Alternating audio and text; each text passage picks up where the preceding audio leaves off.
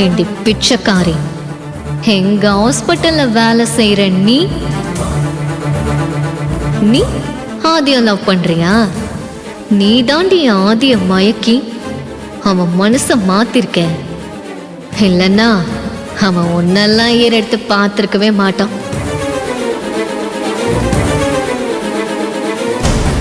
எவ்வளவு திமிரு இருந்தா என் வீட்டு படியேறி வந்து என்ன பத்தியே பேசுவ? அவ்வளவும் பணக்கார திமிரு. என்னதான் பணம் இருந்தாலும் ஒருத்தரோட மனச விலை கொடுத்து வாங்க முடியாதுடே.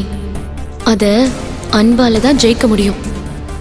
அப்படிதான் ஆதி மனச நான் ஜெயிச்சிருக்கேன். பாட்டி, உங்களுக்கு இன்னொரு முக்கியமான விஷயத்த சொல்றேன். மகிழினி ஒர்க் பண்ற அந்த ஹாஸ்பிட்டல் ஓனர் டாக்டர் ஆதி தெரியுமா? அவர் என்னோட அத்தை பையன். அவரோட ஹாஸ்பிட்டல்ல தான் மகிழினி ஒர்க் பண்றா. அப்படியாமா? ஆதி டாக்டர் எனக்கு நல்லா தெரியுமே. நம்ம வீட்டுக்கு கூட வந்திருக்காரே.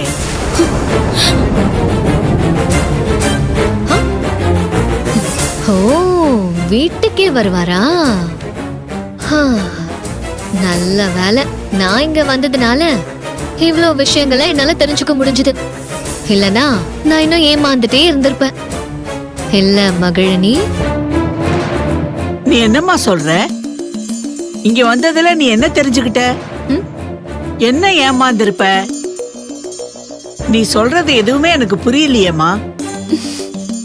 இனி உங்களுக்கு தானாவே புரிய ஆரம்பிச்சிரும் பாட்டி. அதுக்கு முன்னால மகிழினி கிட்ட ஒரு முக்கியமான விஷயம் சொல்லணும். என்னன்னு பாக்குறியா? ஆதி இன்னைக்கு ஹாஸ்பிட்டல் வர மாட்டாரு. ஆதி டாக்டர் ஏன் ஹாஸ்பிட்டலுக்கு வரமாட்டாரு? அதை எதுக்கு இங்க வந்து சொல்லிக்கிட்டு இருக்க? அதாவது பாட்டி, எனக்கும் ஆதிக்கும் ஏற்கனவே கல்யாணம் முடிவு பண்ணிருக்காங்க. அது மகிழினிக்கும் நல்லாவே தெரியும். இந்த கல்யாணத்துக்கு முன்னால ஏதோ ப்ரீ வெட்டிங் ஷூட்னு ஒண்ணு பண்ணுவாங்க. அதாவது பொண்ணும் மாப்பிள்ளையும் கல்யாணத்துக்கு முன்னாடியே ஒன்னா சேர்ந்து க்ளோஸா போட்டோ எடுத்துப்பாங்க.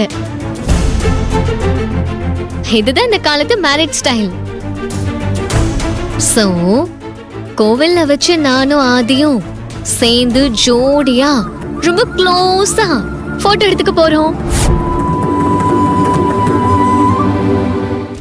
அதனால ஆதி என் கூட கோயிலுக்கு வந்துருவாரு. அப்புறம் எப்படி அவரால் ஹாஸ்பிட்டலுக்கு வர முடியும்? இந்த சந்தோஷமான விஷயத்த மகிழினி கிட்ட சொல்லிட்டு போலாம் தான் வந்தேன். அப்படின்னா மகிழினிய கோயிலுக்கு வர சொல்லிட்டு போலான்னு வந்தியா? ஐயோ இல்ல பாட்டி, வரக்கூடாதுன்னு சொல்லிட்டு போக வந்தேன். என்ன பாட்டி, ஷாக் ஆயிட்டீங்களா? மகிழினியும் ஆதியும் 9 வருஷமா ஃப்ரெண்ட்ஸ். வெறும் ஃப்ரெண்ட்ஸா இருந்தா அதுல எந்த தப்பும் இல்ல. அத மீறி அவ மனசுல அவரை பத்தி ஏதாவது நினைப்பு இருந்தா அது ரொம்ப தப்பு. அந்த நினைப்ப உடனே அவ மாத்திக்கணும். அப்படி அவ மாத்திக்கலனா அது அவளுக்கு தான் கஷ்டம். அத சொல்லிட்டு போலாம் தான் வந்தேன் பாட்டி. அப்புறம் மகிழினி, நீ என்னதான் ஆசைப்பட்டாலும் ஆதி உனக்கு கிடைக்கவே மாட்டான். ஏன்னா அவன் என்னதான் கல்யாணம் பண்ணிப்பான். அதனால இனிமே ஹாஸ்பிட்டல் வேலைக்கு வரணுமான்னு நீ முடிவு பண்ணிக்கோ. பாட்டி, நீங்க ரொம்ப நல்லவங்களா இருக்கீங்க. அதனால உங்களை சுத்தி என்ன நடக்குதுன்னு உங்களுக்கே தெரியாம இருக்கு. உங்க பேத்தி உங்களை நல்லா ஏமாத்திட்டு இருக்கா. உங்களுக்கு தெரியாம நிறைய தப்பு பண்ணிட்டு இருக்கா.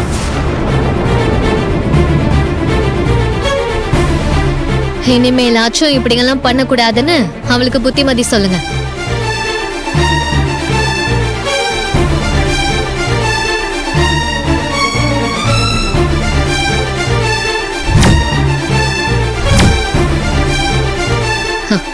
என்கிட்டயேவா? அவ உன்னை பத்தி என்னென்னமோ சொல்லிட்டு போறா. அதெல்லாம் உண்மையா?